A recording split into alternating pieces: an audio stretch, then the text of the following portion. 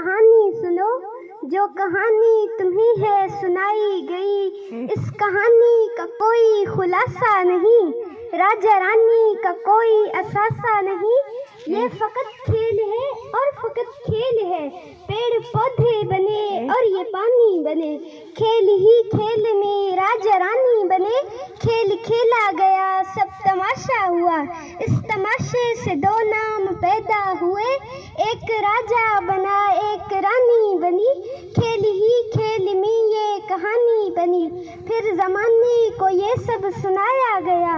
इस तमाशे को सच ही बताया गया, जब जमाना भी मसरूर होने लगा, तब से ये खेल मशहूर होने लगा। फिर क्या हुआ, लड़कियों ने सुनी ये कहानी तो फिर जहन उनके भी मफलूज होने लगे। थाम कर हाथ लड़कों का कहने लगी, मेरा राजा ये इसकी रानी हूँ मैं, बस दीवानी हूँ मैं, बस दीवानी हूँ मैं। बेटियों का ये चेहरा देखा जो फिर, बेटियों तक सभी बाप डरने लगे।